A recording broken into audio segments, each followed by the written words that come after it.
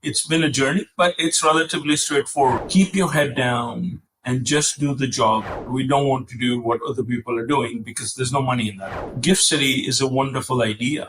If you just aspire to be a Me Too company, you're always going to have Me Too returns. We have capability sets that will allow us to effectively do the front end, the middle end, and the back end. And that's the reason for the broad name of Aerospace, because we were intending to have a large footprint in the manufacturing side of things, in the engineering side of things, in the servicing, education, et cetera, et cetera. Instead of relying just on one channel, which is the OEM channel, we rely and keep an active presence in all four channels.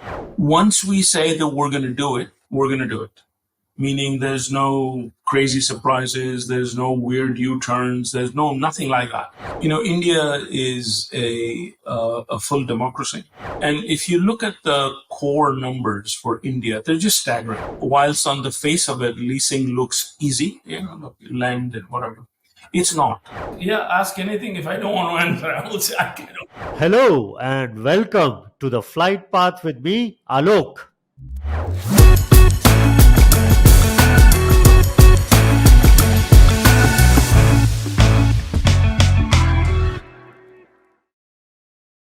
Welcome to the third episode of the Flight Path with Alok. Today I have the pleasure of welcoming Mr. Firoz Tarapore. Mr. Tarapore is the Chief Executive Officer and the Member of Board of Directors of DAE. Welcome to the show, sir. It's a pleasure to have you here. Thank you so much. I wanted to set a context, and I have never had this opportunity to sit down with you actually. I'm personally very glad that I'm getting that, even though I've known you for many years now. And before I even start, I'm actually very curious. Your full name is familiar to me because I think the name comes from a place called Tarapore in Maharashtra. Please allow me to welcome you to the show. This is the third episode of the Flight Path with me, Alok, and it's a pleasure that you have accepted to give us time. I think you're in Dubai right now, morning 9:30 a.m. for you. So thank you very much for making time. I think I'll straight away start, with knowing a little bit about the story I don't know much about, your story basically. Please tell us, especially your upbringing, where you're from, how you have come to Dubai and now you are leading this big firm DAE. We're trying to make it bigger. Yeah, so listen, my background is relatively straightforward as it comes. I grew up in Bombay, and I still continue to call it Bombay. And I studied there, I worked there for a little bit, and then I went to the US to do further studies in finance. And as it turns out, when you're a kid growing up in India and you go to the US for studies, the financial obligations at the end of those studies are not insignificant. And you say, maybe I'll work for a year or 2 years and see if I can pay all that out. So 22 years after that, I left the US to come join a startup company in Dubai called Dubai Aerospace. And I joined them as a CFO because my background is essentially finance and transactions and structured operations and stuff like this. And it's been a ride since then where we've taken this startup through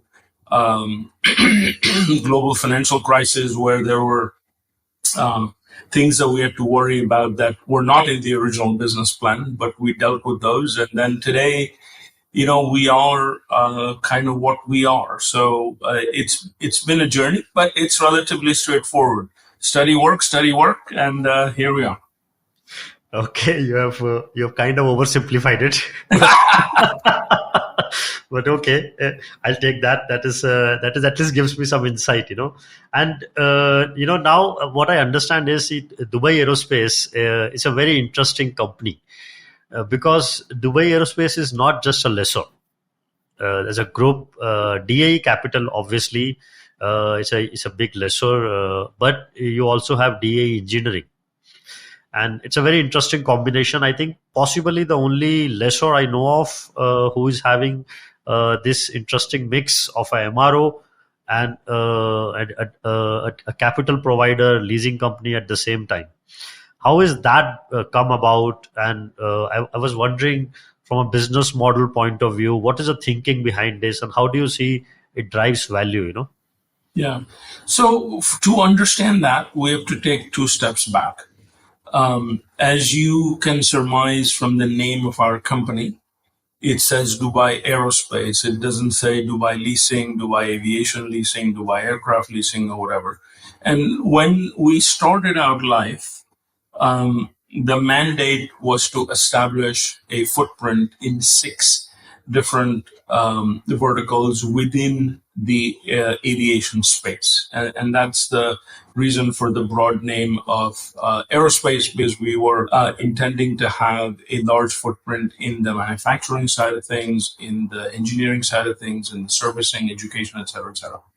And when we had to refocus our resources because resources were limited after 2008, 2009, we focused essentially on those 2 elements out of those 6 that we could establish a strong market presence in, and that also, were kind of profitable, as opposed to spending years and years and years investing before you break even and before you start making money. And those 2 segments were leasing and engineering. And just as background, at that time, we owned the world's largest independent engine MRO called Standard Aero. And Standard Aero is now a huge company because after we divested it in 2015, the owners after that did incredible consolidation, and it's a bigger company. But at that time, we had a very large engine MRO presence, but it was headquartered out of necessity out of North America because that's where the engines are, by and large. It was a global business, but all the facilities, 9 out of our 13 facilities, were in either US or Canada. And the strategy at that point was to have acquired all of this to ultimately bring the nexus of all of that to Dubai. But as it turns out, in the engine MRO space, the economics are massively skewed in favor of the OEM as opposed to the independent MRO, because you have to buy parts from them, you have to buy IP from them, and when you end up paying for all of that, what is left really is just margin on labor, which is a hard global business to run. So we changed our focus. We got rid of the engine MRO business, which is a great business for somebody who can do different things with it. And then we instead invested in an airframe and everything other than MRO business in the region. And so we established that beachhead through the acquisition of Joramco. And then we spent the last few years turning that operation from what it was to the world-class business that it is today. Revenues are now double what they were when we acquired it, and our business plan is to double them from this point forward within the next, I would say, 5-ish years by expanding, by doing different things. And so I think, broadly speaking, our ambitions are to create a broader aviation company, not just a leasing company,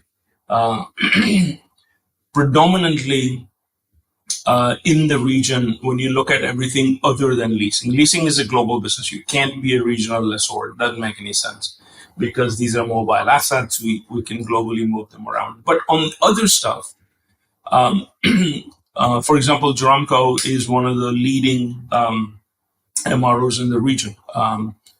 There are other areas that within aviation that have been dormant, and it's quite dormant for us.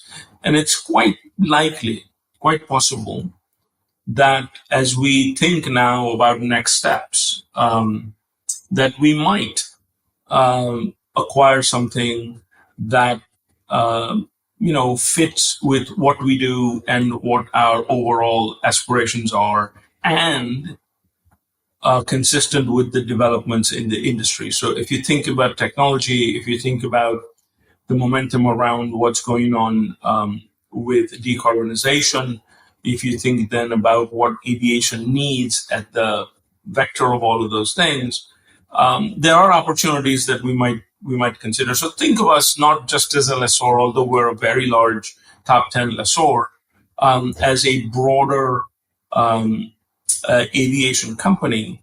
But everything we do because it makes sense on its own 2 feet. We don't buy an MRO because it helps the leasing, or we don't do leasing because it helps because it doesn't. There are 2 separate businesses. I've got leaders running those businesses, and each of their KPIs is set based on what they can do, not what they can do because of each other. And even today, there is a purely arm's length relationship between our division. So one division wants to use the services of another. They pay the rate that the division is asking. They stand in line consistent with their request.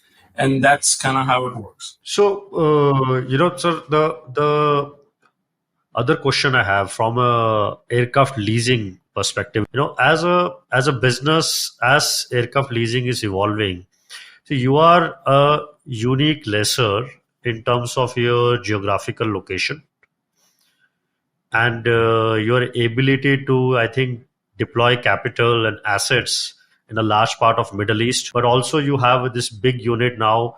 Since around 5-6 years back, you had acquired Evas. You have a big setup in Dublin. So it gives you a very unique perspective. And one of the things which I have been researching is how the different lessors are operating. Like some lessors I know out there, they like to call themselves order book lessors, where they go about placing a big order book and then deploying them.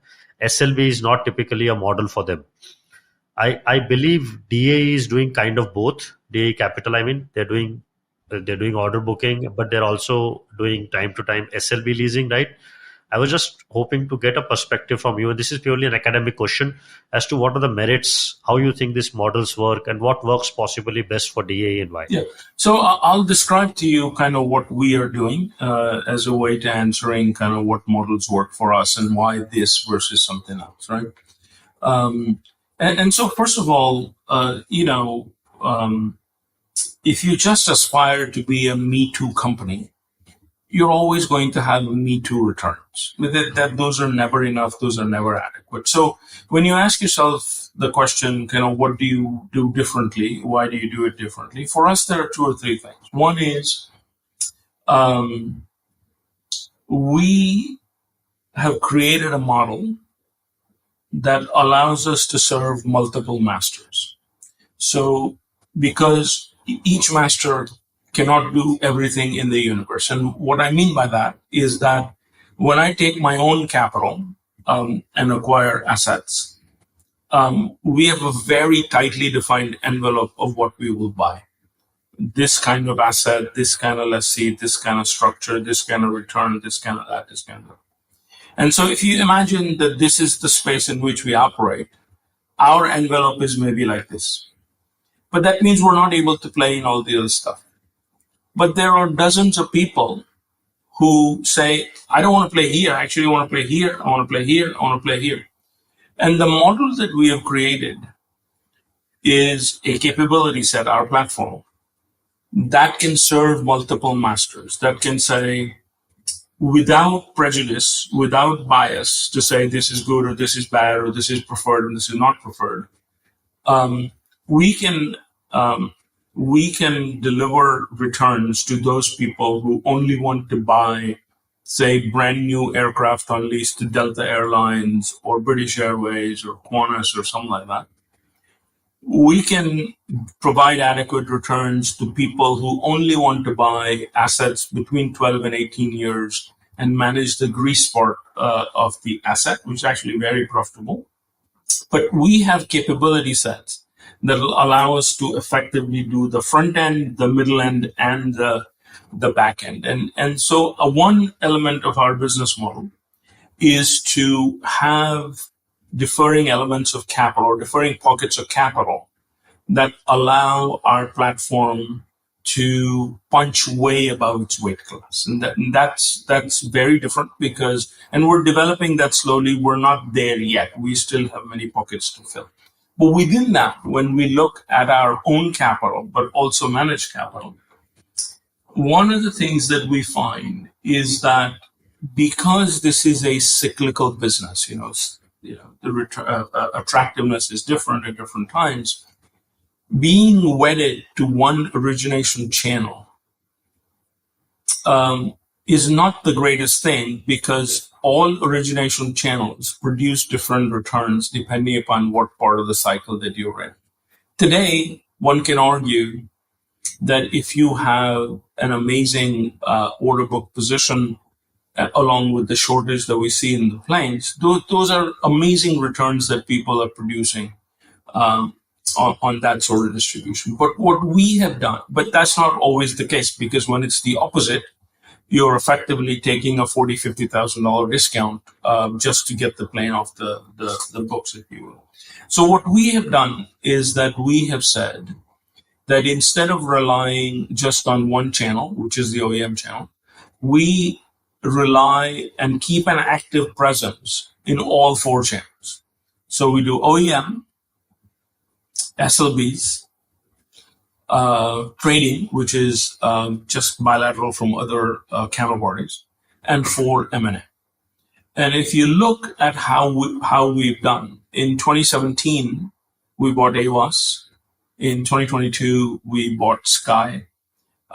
In 2020, 2021, we leaned in very heavily on the SLB channel because we were the only a lessor in the top 10 group who was not focused on reducing their order book exposure because instead we were saying we have capital, please give us product. And we were able to underwrite a lot of attractive things in the SLB channel. We also placed a tiny kind of OEM order in that. And then today, if you look at the trading channel, it is extremely attractive for a variety of different reasons. Because the capital markets are closed, the ABS market, not closed, but unaccommodative. The ABS market is not particularly helpful. So the relief valve is asset divestiture, and that is creating a very attractive opportunity. So when we look at our returns, we say that one of the reasons we do so well is that we lean in on the channel at the appropriate time of the business cycle. And that for us has been fantastically helpful. I don't think we would change that going forward. So even if we had a 200 aircraft order, let's say 100 each with Boeing and Airbus, we would still contextualize that depending upon the business cycle and do kind of a lot of the other stuff that we do as well. Because, M&A, if you think about AWAS, it allowed us to get to scale that would otherwise have taken us God knows how many years. Same thing with respect to deploying capital during the pandemic. Those returns are substantially different than kind of steady state returns. So for us, it's a multi-channel approach, and we continuously want to be different. We don't want to do what other people are doing because there's no money in that. We want to earn incredible returns because we're doing definitively different things. Part of that equation is your fleet type. One of the other things which stand out for me is that you have turboprops also in your fleet, and I know that is also, if I may say so, is a good ESG move. But I don't think it is just that. Given what you have just explained to me, I'm sure it makes a lot of commercial sense from a returns perspective for you to get into the turboprop space. How do you think that playing out, the turboprop in comparison to the narrow body jets? You also have a lot of wide bodies, of course, but that has traditionally been the case always, But in comparison to the popular narrow body jets, how do you think the turboprops are faring? Yeah, so let me just clarify one thing. We don't do turboprops as an asset class. The only thing we do is one non-jet asset, which is the ATR 72-600, right? So we don't do any other turbo. Even within ATR, we don't do the ATR 42-600. The only non-jet aircraft that we do is the ATR 72-600. And the reason we do that, and we placed that order in 2014, so it's 9 years on now. And because NAC is exiting, we're now the world's largest lessor of 72-600s. Because it is a unique product in the 70-seater market. First, its competitor is now gone, so it pretty much is the only product. If you are a 70-seat operator, and the trip cost and the seat cost of that aircraft is simply unmatched by anything else in sight. It just, there's nothing else that can come even remotely close to what an operator can get in terms of efficiency, right? When you then combine that with the fact that the OEM makes only between, I don't know, call it 50 and 70 a year. In pandemic years, it's lower, in some years it's higher, but call it 50 to 70 a year. And you combine it with the fact that it is not overcrowded in the lessor space, all that translates into a rational economic operating environment, which produces kind of very decent returns from our perspective. And if you step back, ask me a question about narrow bodies, right? If you step back and broadly compartmentalize our portfolio in 4 buckets: narrow body, wide body passenger, ATR 72-600, and our world leading position in the factory fresh 777 freighter. In terms of profitability, ATRs are way up there because of all the things that I just described. I mean, narrow bodies are wonderful and liquid, but because of the competition in there, the returns tend to have a kind of a fairly tight a range to them. But in these products, not only are they liquid, meaning they will trade, and their operator base is almost as wide as a narrow body operator, a narrow body OEM product. It produces really incredible returns for us. The OEM, the ESG story is just kind of, icing on the cake, if you will. It just comes with it because fundamentally it is a perfect match between operator and aircraft provider.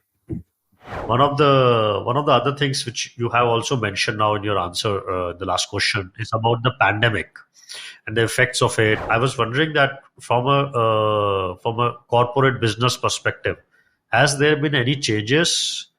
I know the usual things which all of us have gone through: hybrid work mode, working offline, online, all that stuff. But I'm just wondering, is there anything which you feel has permanently changed now going forward as a business for you, or for any business who's running in these times in general, post-pandemic? I mean, listen, the short answer is that we're still not completely out of it. And the complicating factor is that just as the pandemic was ending, we had the Ukraine invasion, which is now kind of compounding some elements in our so supply chain shortage, et cetera, et cetera.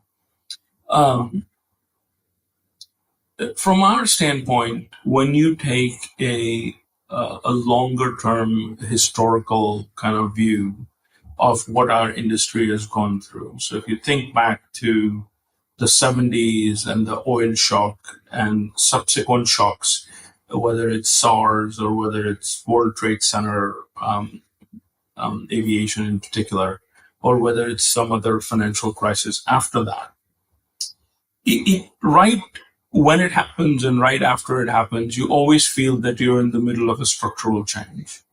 But if you let time pass, the trend line suggests that there is a very strong kind of mean reversion with a very upward bias to it.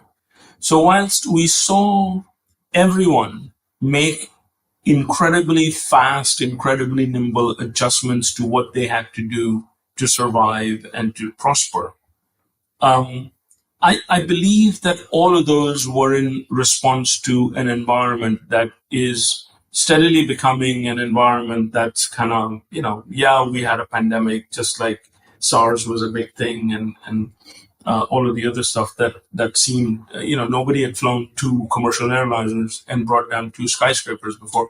But we were able to kind of contextualize all of that. And I think that over time, this will kind of be in that way as well. And all along the way, I believe that the industry has learned the lessons from each of those things. So now the question is, can we learn the lessons from this? And can we improve our business model meaning the industry, going forward? And I believe the answer is yes to that question as well. One of the fundamental questions is, what do you do? So what do lessors do when your customer loses up to 100% of their revenue? Well, what do you? I mean, there is no textbook that'll answer that.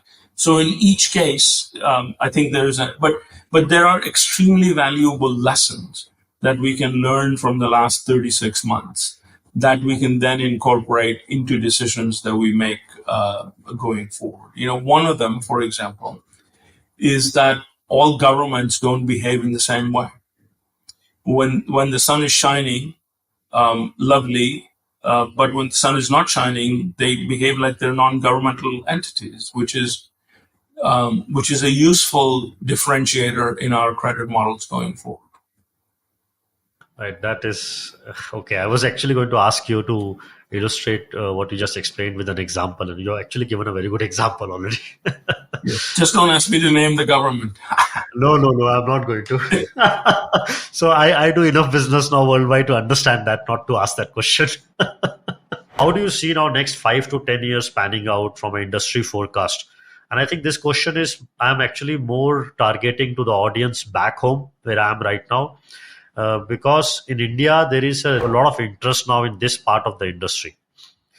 So I think I'm just wondering that if there is a message there for the capital providers or bankers to understand what the market forecast is looking like over the next few years.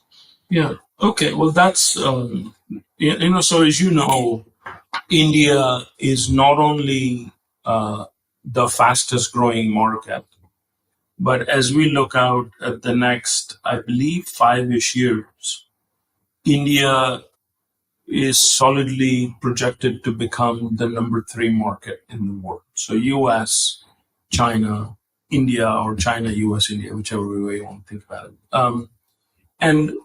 And if you look at the core numbers for India, they're just staggering in terms of how many new people get on a plane each year, and therefore how many planes are needed to.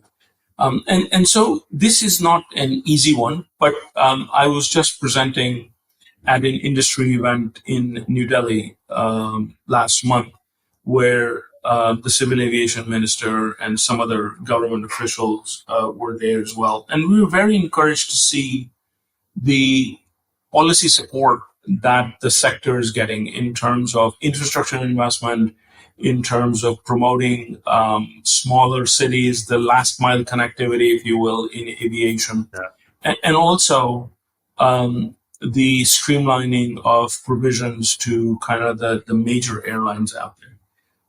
India has always been characterized by very intense price competition. So I think this is one of the things where the capital expenditure is huge, local interest rates are high, the rupee continues to devaluate, etc. So there's a lot of headwinds, and within that, the intense price competition has always been an issue that people like us worry about, because when you're committing so much capital, and India is our number 1 country by now, how will, and as you have seen, a few operators have just not made it in the last few years. But I think that ensuring some level playing field where people can do business, I think would be very helpful. We are seeing sector support that is very useful. The one development that I would say, which is an extremely well-intentioned development, but with a little bit of tweak, can actually provide much more tailwind to the, pardon the pun, to the business, is this creation of Gift City. Right. So if you recall, Gift City is a free zone in Gujarat where the government has been encouraging outside lessors or outside providers of capital to set up shop, people, etc. And of course, it hasn't taken off in the way that it was intended because the requirements are quite burdensome. So if we think about it from our perspective, we operate in 60 countries. If we had to set up shop in every country, we wouldn't make any money because the infrastructure just doesn't work. And so therefore, we would say that Gift City is a wonderful idea, but instead of asking lessors to be there, what we think is a better way for the government to use that structure to incentivize aviation is for each of the airlines to set up a subsidiary in Gift City and do all of their leasing from that subsidiary, which allows us to deploy our cost efficiency, which allows them, and not only cost efficiency, there is incredible protection that comes with having a Gift City counterparty as opposed to a mainland counterparty, from taxation, from all the other things. And so I think that with some of those things, India has the potential of not only becoming a very large aviation market, but also being assured that the capital it needs to get there is readily available, because you don't want that interruption, because it takes a long time to kind of regain trust and all of these things. So I think the enablers are stable tax policy, stable infrastructure policy, and then developments around this tax efficiency, I think would be very, very helpful, and will continue to ensure that India, kind of becomes and stays right at the top of attracting capital for aviation. And aviation, as you know, is not just the business in itself. The impact on GDP, the impact on the economy in general from aviation is quite a large multiplier, as lots of other nations have studied and concluded. So, to just carry on from that point, sir, what you have made about airlines trying to open units there and leasing in, the way I understand the model here is, if that happens, that is actually not going to cause much benefit to the airline as such, because the tax liability which an operator bears in their hand when the aircraft is anyway leased to them will remain the same. It is simply shifting the liability from one bucket to another bucket as far as they are concerned, is what we have understood so far. It may have its benefits, but in the long term, I think what the government is trying to do, and I'm sure you're already well aware, is to set up an homegrown aviation leasing ecosystem in India. Now, to your point, you're absolutely right that as a global lessor, you cannot be expected to be opening shop in every country. And I do know, in speaking to the policymakers, they're kind of expecting that from most of the lessors in some form or other, while we have been advocating a little different approach to them. Now, what you have just mentioned is very different. I have not heard this kind of suggestion before too. Now, what I would like to also ask you is that, keeping aside the fact as a lessor, whether you may open shop there or not is a separate thing. But I think as an industry perspective, if you have to give suggestions, if like taking an example of China, all said and done, to a certain extent, China and Hong Kong have managed to create an aviation leasing environment there. They have homegrown lessors. There are arguments for and against it, but at the end of the day, they've done it. And this is, I think, what the Indian government has been trying to do since 2017-18, when they started making the rules towards this. You have rightly said they have not achieved it yet. They're trying to. So maybe one thing to learn from you is, what are your suggestions? What can they do better to allow that kind of aviation leasing ecosystem to be built in the country, if there is something which you feel can be done right? Yeah. So I think, first of all, it's a broader question than just aviation, and I mean it in the following way. Um, India is a full democracy. India's banking system has state-owned players, but also commercial players.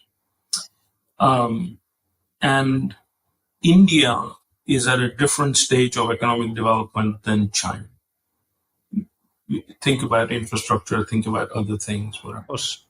So the broader question, I think, from a policy perspective is, if you look at the liquidity in the Chinese banking system, which is enormous, one of the questions that I assume policymakers ask is, how do we deploy this liquidity, right? Do we fund other people? Do we let leakage in the system? Or do we use that to create a closed loop system to fund our other ambitions, whether they are in space exploration or aviation or military or airport, or whatever it is, right? And so I think from the first question is, if there is excess liquidity in the Indian banking system, which needs to be deployed for economic development, and that's hard to do it if all players are not policy players, some are commercial players. The sector prioritization is a governmental thing that they have to look at. Does aviation float to the top? And if it doesn't float to the top, you do other things that you need to do, and then this kind of gets to it. If you put that aside, let's just say that you say, yes, we've got everything going, right? It is not entirely clear to me, and I would say it's not entirely wise to create a closed loop system where you're the provider and the user of capital.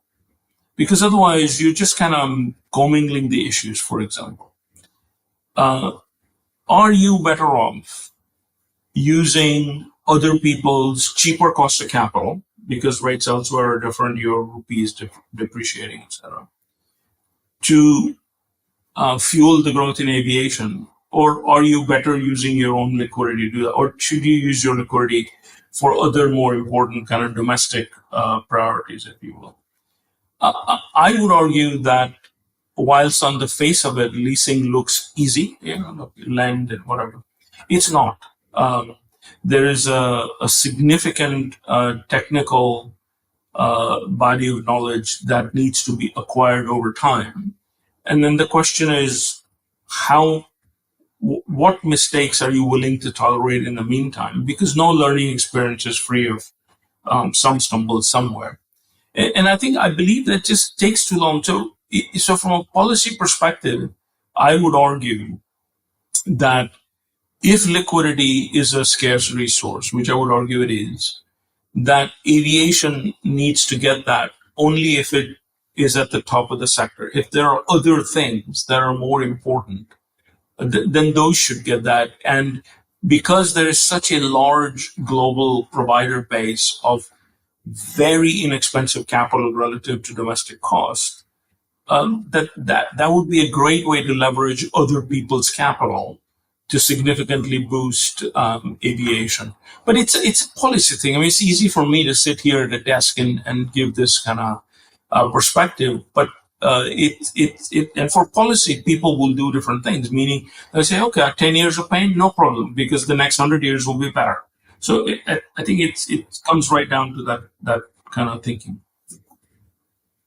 Okay, I think that is. I think what is important is what you have said, but also what you have not said there. I think it's a very good answer. It explains about ESG. I have seen the annual report which has come out of DAE ending December. Very impressive, by the way. Congratulations. And what I've also noticed is that you have scored very highly on the ESG front.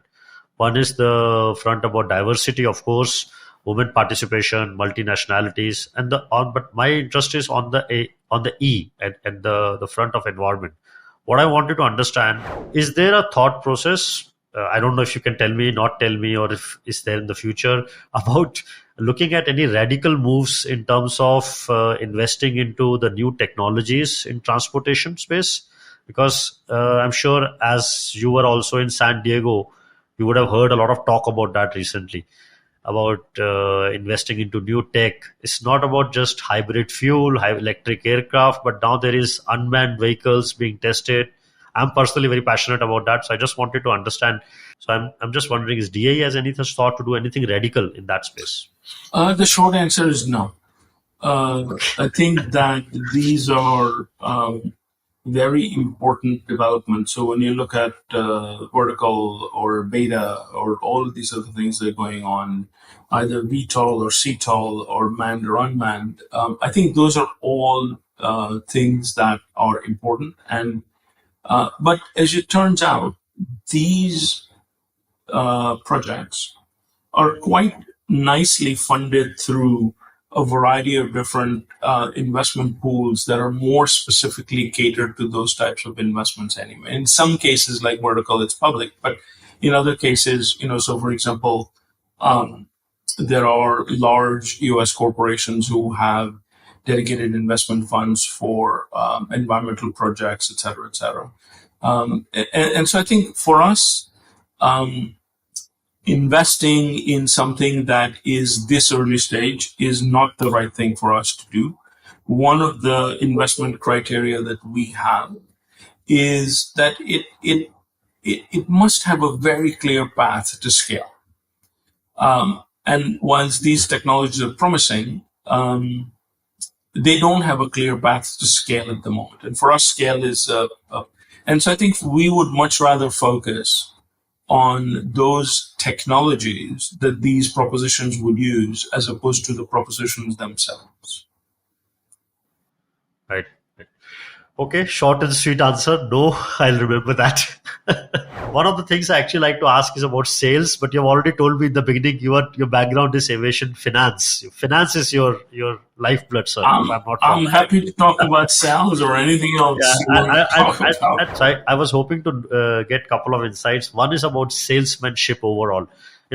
See, aviation leasing is highly marketing and sales driven. And by marketing, I mean marketing to your customers, right? That is the kind of marketing we do in the aviation leasing industry.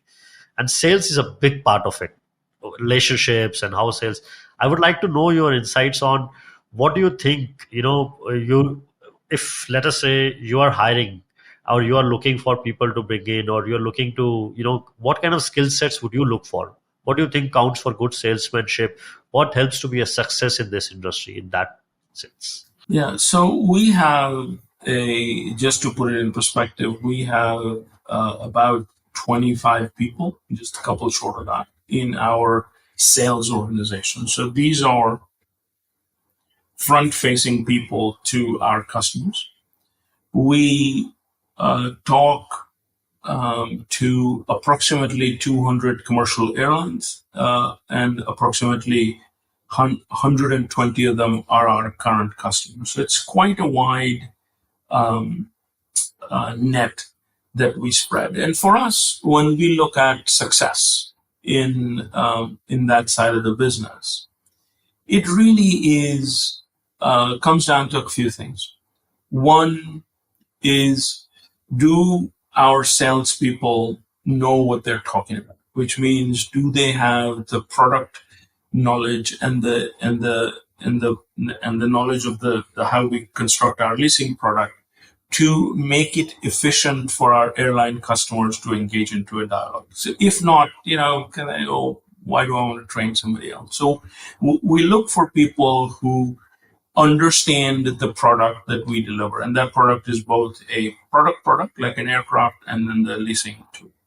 Second is we enable these people, but that's part of the process, to deliver to the clients only those things that the back office or the back end can deliver. So for example, it's quite easy for a salesperson to say, yeah, no problem, let's sign an LOI. Then you go back to credit committee and they say, what were you thinking? I can't do this, I can't do this. It's a very sour commercial experience, if you will. So from a sales success perspective, what we have tried to do is to throttle the speed of the front and the back office in the same way, so that when the front office is making representations to our clients, they're not kind of getting ahead of themselves, if you will. And the third and the last element, which I think works for us time and again, because remember, we're now doing this for 35 years, is once we say that we're going to do it, we're going to do it. Meaning there's no crazy surprises, there's no weird U-turns, there's nothing like that. And what that allows us to do is ensure a higher degree of success on our next transaction. Because everybody remembers you negotiated well, you delivered what you said, and therefore there are returns that accrue from that. There are incremental returns, I would say, that accrue from that. So from our standpoint, the sales process is really veterans, full understanding, full calibration with what the franchise can deliver, and the franchise always delivers. It's very well articulated. Yep. And we are at the very end. I have my mandatory question of career advice. I'm curious because I see the new generation having different requirements. I think it's the case with every new generation, right? We're all different.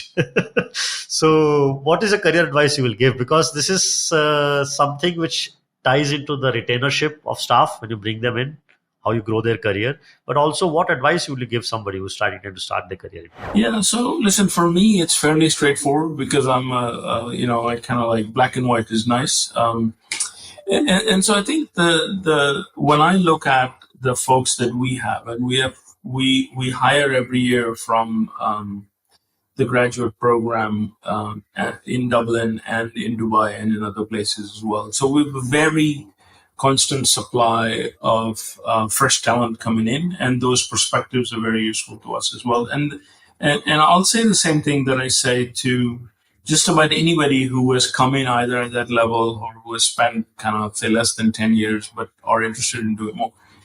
There's only really one way to do really well, which is to keep your head down and just do the job that you have been asked to do or that you want to do, and kind of follow your heart. So if you're a job person, work for a company, do the best you can.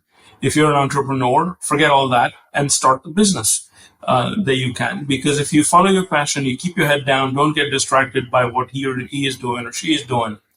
Before you know it, you've floated to the top.